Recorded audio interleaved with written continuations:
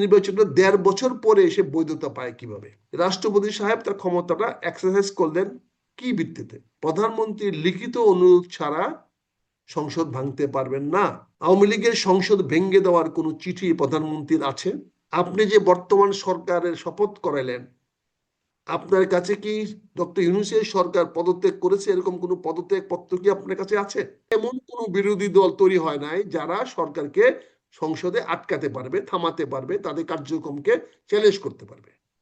বিরোধী দল থাকবে, বিরোধী দল হিসেবে সংসদে থাকবে, ডে টু ডে অ্যাফেয়ার্সে অংশগ্রহণ করবে, কিন্তু সরকারের কোনো কাজে বাধা সৃষ্টি করার মতো ক্ষমতা দেন না। আর যদি করে তাহলে সেখানে আবার বিশৃঙ্খলা, উচ্ছৃঙ্খলতা, আবার আইন অমান্য, বিভিন্ন ধরনের সমস্যা সৃষ্টি হবে। জামাতে ইসলামকে আওয়ামী লীগ ভোট দিয়েছে, এটা তো একমাত্র বলতে পারবে আওয়ামী লীগ, যারা ভোট দিয়েছে তারা। এটা নিয়ে আমার ডিসপিউট করা কিছু নাই, ডিজেরি করা কিছু নাই। কে কাকে ভোট দিয়েছে, ভোটের ফলাফল হয়ে গেছে, এটা নিয়ে পর্যালোচনা করে পোস্টমর্টেম করে কোনো লাভ হবে না। পোস্টমর্টেম করে কারণ জানা যাবে কেন মারা গেছে, কিন্তু জীবন ফিরিয়ে আনা যাবে না। যেটা হয়ে গেছে হয়ে গেছে। আর আপনি যে জিনিসটা যে সরল চোখে দেখছেন, বা আমার ভাই মঞ্জু সাহেব দেখছেন যে পার্লামেন্ট বসছে, স্ট্যান্ডিং কমিটি কাজ করবে। এখানে ভাইকে একটু বলি, এই যে ওই যে কোস্ট গার্ডটা ওই যে এরশাদ আমলে হয় নাই, কোস্ট গার্ডটা হয়েছিল বিএনপির আমলে, এবং সেই কোস্ট গার্ডের বিলটা যেদিন আনছিল সেদিন বিএনপির সদস্যরা সংসদে উপস্থিত ছিল না। একজন স্বতন্ত্র একজন লোক আসছে, নুরুল ইসলাম আনে নাই, এটা অন্য একজন আনছিল। সেখানে এটা কাকতালীয়, এটা বেসরকারি দিবস বলে, একদিন সপ্তাহে একদিন বেসরকারি দিবস থাকে। সেখানে বেসরকারি দিবসে যে কোনো লোক সরকারের বাইরে বা সরকারের ভিতরেও কোনো বিল আনতে পারে, তবে সেই বিলটা ভোটে গ্রহণ করা হয়। ওই দিন বিএনপির এমপিরা কম ছিল, যখন ভোটে দেওয়া হয়েছিল তখন দেখা গেল ওই কোস্ট গার্ডের বিলটা পাশ হয়ে গেছে। ফলে যেহেতু পাশ হয়ে গেছে, তখন বিএনপি এটাকে গ্রহণ করে নিয়েছে এবং পরবর্তীতে আইনে রূপান্তরিত করেছে। আমি স্বাগতম জানাই, নুরুল ইসলাম সাহেব চিফ হুইপ হয়েছেন। যেহেতু খবরটা আসছে আমি তাকে স্বাগতম জানাই, ধন্যবাদ, উনি এসছেন। আশা করি উনি সুন্দর দায়িত্ব পালন করবেন। এখন আসি পার্লামেন্টটা যে বসবে, এই পার্লামেন্টটা বসতেছে কিসের ভিত্তিতে? আমাদের স্বরাষ্ট্রমন্ত্রী সাহেব আজকে বলেছেন যে সংবিধানের বাইরে উনি কিন্তু কোনো কিছু করতে পারবেন না, সংবিধানে যা নাই তার বাইরে কিছু করতে পারবেন না। খুব সুন্দর কথা, কিন্তু উনার এই কথার সঙ্গে সঙ্গে কতগুলো বিষয় এখানে তৈরি হয়ে গেছে। একটি হলো, এই সংবিধানে, বর্তমান যে সংবিধানের কথা বলছেন, এই সংবিধানে ত্রয়োদশ সংসদ নির্বাচন বা ত্রয়োদশ সংসদ গঠন করার এখতিয়ার কোথায়? কারণ সংবিধানে পরিষ্কার লেখা আছে, সংসদ ভাঙ্গিয়া গেলে বা তার মেয়াদ উত্তীর্ণ হইলে তার ৯০ দিনের মধ্যে পরবর্তী সংসদ নির্বাচিত হবে। এখন যদি আমি বৈধভাবে ধরে নেই যে ১২তম সংসদ ভেঙে গেছে বা বিলুপ্ত করে দেওয়া হয়েছে, তাহলে তো ৯০ দিনের মধ্যে নির্বাচন হওয়ার কথা। দেশের নির্বাচনটা ১.৫ বছর পরে এসে বৈধতা পায় কিভাবে? তারপরে প্রশ্ন থেকে যায়, এই সংসদটা যে ভাঙলো রাষ্ট্রপতি সাহেব তার ক্ষমতাটা এক্সারসাইজ করলেন কি ভিত্তিতে? কারণ বর্তমান সংবিধানে পরিষ্কার লেখা আছে, রাষ্ট্রপতি প্রধানমন্ত্রীর লিখিত অনুরোধ ছাড়া সংসদ ভাঙতে পারবেন না। তারপরে প্রশ্ন আসতেছে, কোনো একটি সরকার পদত্যাগ না করলে আরেকটি সরকার গঠন হতে পারবে না। এখন রাষ্ট্রপতি সাহেব আগামী এই সংসদ অধিবেশনে বক্তব্য দেখবেন, কাজে জনগণ প্রশ্ন করতে পারে, আপনার কাছে কি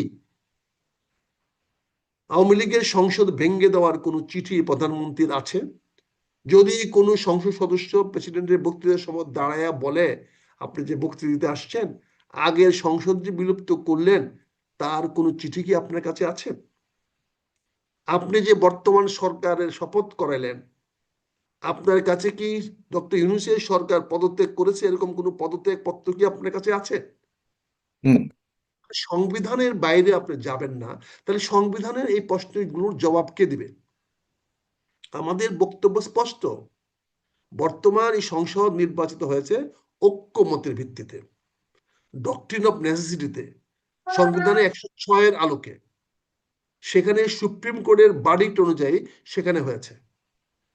তো সেখানে তো ঐক্যমতে যা যা ছিল সেগুলো ফলো করতে হবে ঐক্যমতের ভিত্তিতে। এখানে প্রথম সংসদের সভাপতিত্ব করবেন কে, এটাও তো পরিষ্কার না। এখনো ডিপটি স্পিকার, আগের ডিপটি স্পিকার স্পিকার বেঁচে আছে। সভাপতি করবেন ডক্টর খন্দর মোশাররফ হোসেন বলে দিয়েছে এটা আজকে। না তাহলে ডক্টর সংবিধানে কোথায় লেখা আছে এটা? এটা সাংবিধানিক আলোকেই তাকে ইয়ে করেছে। সংবিধানে আলোকে বললে তো হবে না, সংবিধানে কোথায় আছে? যেহেতু এগুলা এগুলা কিন্তু বলা হয় যে আমি ওইগুলোই তো ওই যে আমি ক্ষমতায় থাকলে যেটা করবো সেটাই বৈধ, হুম ক্ষমতায় থাকলে যা করব সেটাই বৈধ, এটাই তো আসতেছে। তার মানে এখানে আমেরিকা যা করতেছে তাই বৈধ। এতক্ষণ নিজেদের তর্ক করলাম হুম শক্তির যে ক্ষমতা, সেই শক্তির ক্ষমতাকে ডিফাই করে আমাদের মেনে নিতেই হবে। মেনে নেওয়া ছাড়া তাহলে আর আমাদের কি উপায়? তার হুম শক্তির ইচ্ছাকে তো মেনে নিতেই হবে। আমাদের কি করতে পারি? হুম সংবিধানে এমন কোন বিরোধী দল তৈরি হয় নাই যারা সরকারকে সংসদে আটকাতে পারবে, থামাতে পারবে, তাদের কার্যক্রমকে চ্যালেঞ্জ করতে পারবে। বিরোধী দল হুম থাকবে, বিরোধী দল হিসেবে সংসদে থাকবে, ডে টু ডে অ্যাফেয়ার্সে অংশগ্রহণ করবে, কিন্তু সরকারের কোনো কাজে বাধা সৃষ্টি করার মতো ক্ষমতা দেন না। আর যদি করে তাহলে সেখানে আবার বিশৃঙ্খলা, উচ্ছৃঙ্খলতা, আবার আইন অমান্য, বিভিন্ন ধরনের সমস্যা সৃষ্টি হবে। তখন আবার আপনি বলবেন যে বিরোধী দল ভালো কাজ করতেছে না, আবার বিরোধী দলের দমন করতে নামবেন। তখন বিরোধী দলের প্রতিজ্ঞা করবে জীবন দিয়ে হলো আমরা সরকারকে হটাবো, সরকারের পতন করব। তাহলে এই খেলাগুলো চলতেছে। আপনি সংবিধানের কথা বলবেন, অথচ সংবিধানে কোথায় লেখা আছে একজন বাইরের এমপি, যে কোনো একজন এমপি কে আপনি সংসদের স্পিকার বসায় দিতে পারবেন? সেটা এটা কোনো আরেক বিচার, কারণ এখানে কেন করা হয়েছে, কারণ করা হয়েছে বেশ অত্যন্ত সুন্দর কারণে। কারণ একজন স্পিকার নির্বাচিত হয়ে গেলে পরেই রাষ্ট্রপতিকে সরায় দিতে পারবেন, কারণ তখন রাষ্ট্রপতির দায়িত্ব স্পিকার পালন করবে। তার মানে এই যে আমরা গোজা ইচ্ছা মতো করে রাজনীতিকে নিজের ছকে করে সাজানো চাই, এই ডক্টর মুশাররফকে করার উদ্দেশ্য, ডক্টর মুশাররফের সভাপতিত্বে একজন স্পিকার হবেন। স্পিকার হওয়ার পরে দেখেন কত ডেঞ্জারাস কথা বলেছেন যে বিরোধী দল থেকে ডিপটি স্পিকার নেবেন। এখন বিরোধী দলকে ডিপটি স্পিকার নেওয়ার পরে কি করবেন? প্রেসিডেন্ট পদত্যাগ করবেন, স্পিকার প্রেসিডেন্ট পদে চলে যাবে, ডিপটি স্পিকার স্পিকার হবেন। তাহলে তখন আবার আপনি সংবিধানে কিভাবে ব্যাখ্যা করবেন? এই যে জিনিসগুলো আপনারা করার চেষ্টা করেন, সরকার এভাবে করার চেষ্টা করে, সরকার মনে করে আমরা ক্ষমতায় বসে যেটা করতে চাই এটাই বৈধ, এবং আপনারা সবসময় সেটাকে বৈধ বলে, না হলে তার পোস্টিং হয়ে যাবে, বদলি হয়ে যাবে। চাকরি তার 25 বছর পূর্ণ হয়ে গেছে সব সচিবদের, সব যুগ্ম সচিবদের, তারা কোনো বিষয়ে এগ্রি না করলে তাদের চাকরিটা চলে যাবে। তার ফলে কি হচ্ছে? আপনি একদিক দিয়ে সংবিধানে দোহাই দিচ্ছেন, সংবিধানের কথা বলছেন, আরেক দিক দিয়ে সংবিধানকে যথেচ্ছভাবে ব্যবহার করছেন। এই তিনটা প্রশ্ন আপনাকে আমি যে বললাম, যে রাষ্ট্রপতি যেই সংসদে আওয়ামী লীগের কর্তৃক নির্বাচিত প্রেসিডেন্ট, সংসদ ভেঙে গেল, এখন বিপ্লব হলো, বিপ্লবের চেতনায় আপনি রাষ্ট্রপতিকে সরালেন না, সে রাষ্ট্রপতি রেখে দিলেন। সে রাষ্ট্রপতি এসে সংসদে বক্তব্য দিবেন, এবং সেই সংসদে ইন্টারিম স্পিকার বানাচ্ছেন আপনি, যেটা সংবিধানে কোথাও নাই।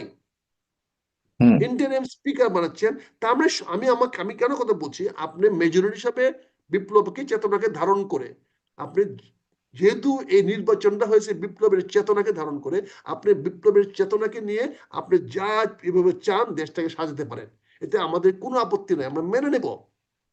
কিন্তু জগাখুচুরি করেন না। আপনি সংবিধান কোট করলে আমরা তার প্রতিবাদ করব। আপনি সংবিধানকে মিসকোট করলে, মিস ইনফর্ম করলে, যে কথাটা আমি আপনার সঙ্গে এতক্ষণ তর্ক করলাম, আপনি মিস ইনফরমেশন দিয়ে, মিস কোট করে আপনি সিদ্ধান্তকে প্রমাণিত করতে পারেন না। আপনি সংবিধান মানবেন, অত সংবিধানে কোনো একটি ধারাকে ফলো করবেন না, এটা হয় না। আপনি বলেন আমি সংবিধান এই কারণে আমরা সাসপেন্ড রাখছি, আমরা এখানে বিপ্লবোত্তর বিপ্লবের চেতনা নিয়ে সংগঠিত হয়েছে, এই নির্বাচনটা সংবিধানের অধীনে হয় নাই, আমরা নির্বাচিত হচ্ছি আর্টিকেল 106 এর ডক্টর মেরিসিটের আওতায়। অতএব আমরা দেশ ও জাতির স্বার্থে আমরা এই জিনিসগুলো বানিয়ে নেব। যেমন মৌখিকভাবে বলেছেন বিরোধী দল থেকে স্পিকার নেবেন, সেটা তো সাংবিধানিক না।